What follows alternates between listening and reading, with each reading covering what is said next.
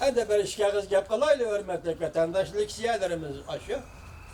Endi hozir qarasangiz, umumyuzlik vaziyatning ichida bizda vatqa vaziyat bu Jungo bilan Amerika Qo'shma Shtatlarning o'rtasidagi munosabatlar bor. Vaziyatning yumshab kelayotganligini ko'ramiz. Chunki orliqda Jungo hukumati sodi suhbatida yenib oldi, tenib oldi. Qo'shqonga o'ltirib oldi.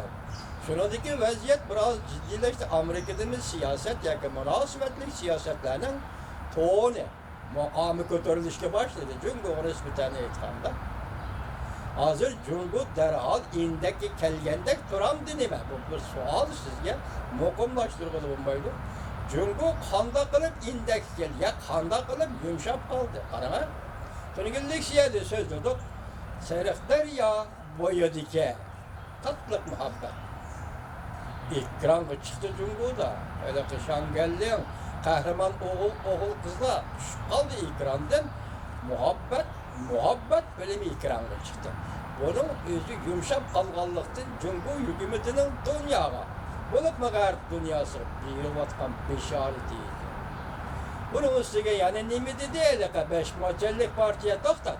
Amerika Qo'shma Shtatlarini haqoratlaydigan, tanqidlaydigan va yoki hujum qiladigan ishlarni endi to'xtat dedi. Beijing o'zining 5 mo'ljallik partiyalariga quturish e'lon qildi. Buning ichida Uyg'ur tilli 5 mo'ljallik partiyalar bo'lishi mumkin. Ular quturish e'lon qildi degan gap. Endilikdagi vaziyat shunday o'zgardi. Buning sababi nimadir? Yaqinda Buyuk Iroq torbiti bunday bir mavzu qo'yibdi. 2 million kishi Shangani namoyishga chiqib erishgani Shangang ma'muriyat boshlig'i Lin Jingyuning "Apu qilinglar, Shangangliklar" degan bir ishga jumla so'zimi deb savol qo'yibdi. Masalan, unda oddiy emas Buyuk Iroq torbiti. Bugun Jungo partiyasining maydonini yumshab ketganligi, Amerika Qo'shma Shtatlari hukumatiga nimagadir bir narsaga ham ma'qul deyishga tayyor turayotganligi. Masalan, tungi leksiyamiz sizlarga so'zladi vatandoshlar nima dedi? Biri ma'qul. Qurulma xarakterli o'zgarish elib berishga, islohot elib berishga ma'qul. O tahi yaqingacha yo'q deb kelgan bir tema, bir mavzu edi. Keyinchi shu o'zgarish hosil qilish uchun Amerika Qo'shma Shtatlarining nazorat qilish funksiyasi, ijro qilishni nazorat qilish funksiyasi qurishga ma'qul. Ikki nuqtada ma'qul debdi. Endi yana nimalarga ma'qul dedi? Bu siz bilan bizga qaranglar. Biroq Amerika Qo'shma Shtatlari bir qo'ygan talab sizlarga bizga hayotda men sizlarga leksiyada so'zladim. Talab Jungo hukumati. Siz xalqaro jamiyatning qo'yniga ko'ramsiz. Xo'sh. Siz Jungo hukumati biz bilan va g'arb dunyosi bilan so'z tijorat qilishni xohlamsiz. Xo'sh. Jungo hukumati yana bizning boshqa talablarimizda, masalan, kishilik huquqi bu degan talablarimiz hozirgi cho'g'im ma'qul demidingiz. Lekin bizning bu talabimiz o'zgarmaydi. Biz davomli ta'kidlaymiz. Bu kishilik huquqni ta'kidlash, diniy e'tiqod erkinligini ta'kidlash bu g'arbning belgilangan siyosati. Biz bundan bosh tortmaymiz, siz ham besimdan bosh tortmaysiz. Buni qanday qaraysiz Jungo hukumati? Shunlashqa dediki, Amerika Qo'shma Shtatlarining savdo vakillari aytsa, 9-qatimliq suhbatda Beijingda ayrim xonaga kirib, Jungo hukumatining savdo vakili Liu He'ga dediki, matbuotni qo'yibsiz.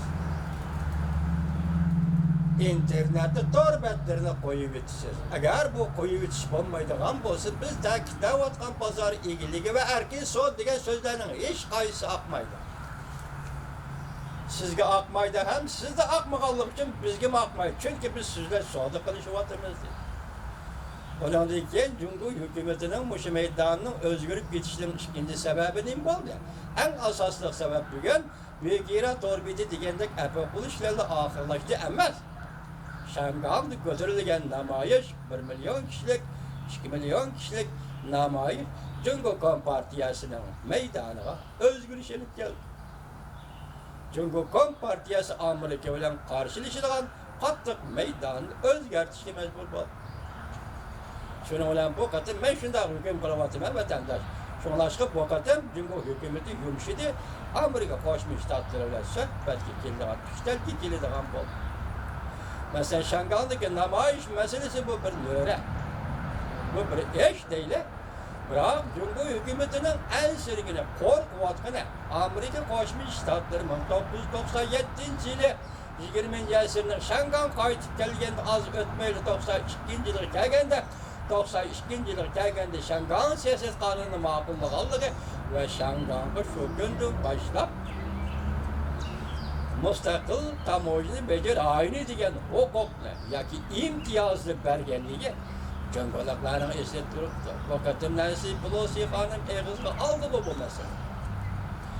Xitoyning ansirgini, Jungoning ansirgini agar Amerika Davlat Majlisi, Qo'shma Shtatlar Davlat Majlisi mushu masala bo'yicha mushu huquqni Shangang berilgan mushu huquqni bekor qiladigan bo'lsa, bu vaqtda Shangangning holiga va Jungoning holiga va hozir Shangangdagi murosamat namoyish yana nimaga ta'sir ko'rsatib Buyuk Iroq efendi yana diqqat qilinki Buyuk Iroqning odam boshqaruvchilari Shangangdagi namoyish Shangangning o'rniga ta'sir ko'rsatdi. Shangangning o'rni deganda Shangang yana Hong Kong hozirgacha Singapur bilan martaba, o'rin, boylik, xalqaro bozorga aylanish, xalqarodagi o'rnini tanishib Shangang hozirgacha jim to'xtagan emas. Hatto Angliya hukmronligi davrida hisoblaganda.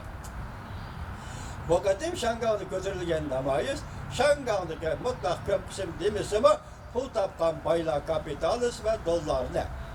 Kapitalni yo'tkab hammasi Shangangdan qochib Singapurga. Demak, tunugungi Shangangning raqobatchisi Singapur bugun mushu namoyish tufayli Shangangning pul topgan boylarni o'ziga al qilib Singapurga olib keldi. Bu Jungo uchun eg'ir ish. Jungo bularni qaytirib kelaolmaydi yo'q.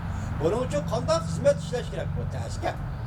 Biroq masalaning o'ziga qaytib kelaylik. Shangangning namoyishi yana davomlashyapti. Hozir boshda aytdik, 6-oyning 26-kuni yana bir qatim namoyish qilamiz dedi.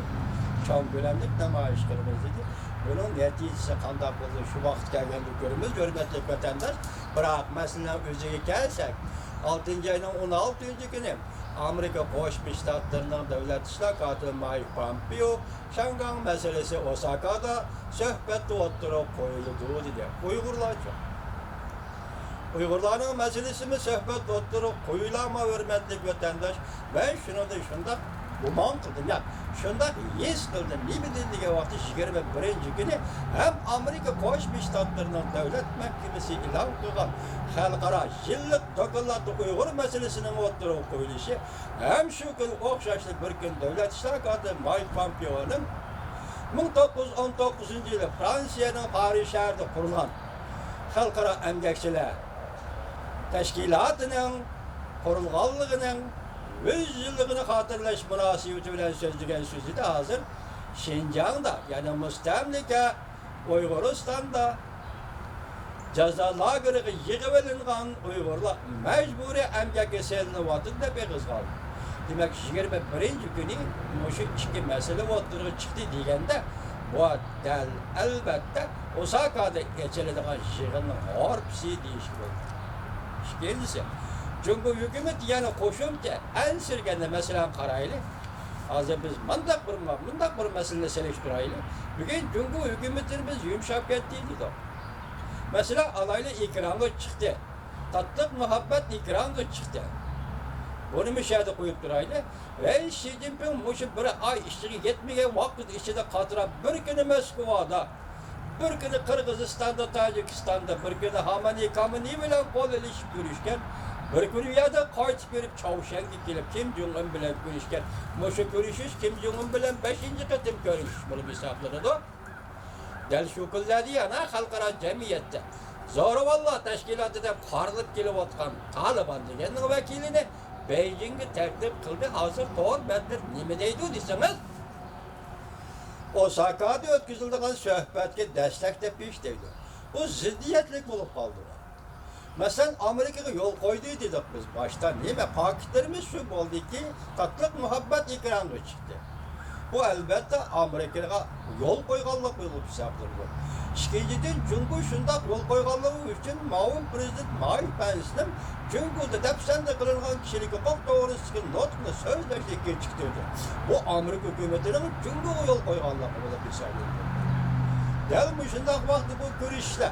Reisi Cimbana Moskova'dan Taliban'ı elip bakan görüşlerinin neticesi nime?